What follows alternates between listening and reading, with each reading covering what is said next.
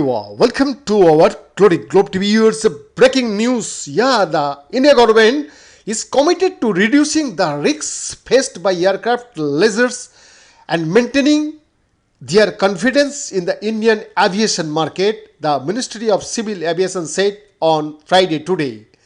The remarks come on the heels of the changes made in the Insolvency and Bankruptcy Code, that is called IBC, by the Ministry of Corporate Affairs on 3rd October, allowing aircraft lessors to recover their planes during insolvency proceedings as well. The ministry said that the earlier IBC regime was impacting the agreement between India Airlines and foreign lessors.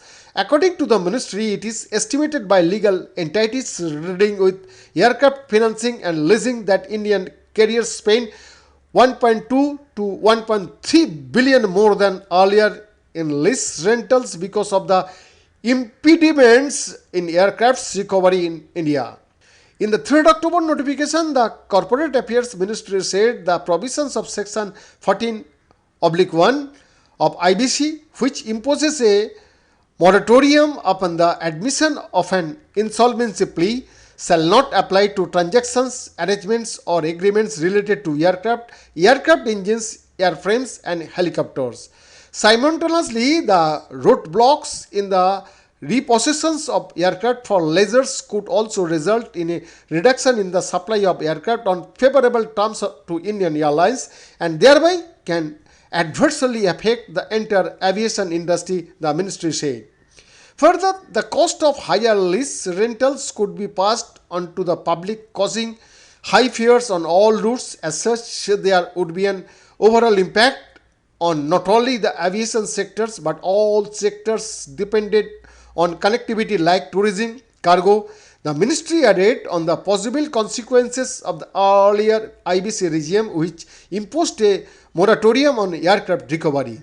The ministry reiterated that the fresh notification is in consonance with the treaties and conventions India is party to with regards to civil aviation, including the Cape Town Convention.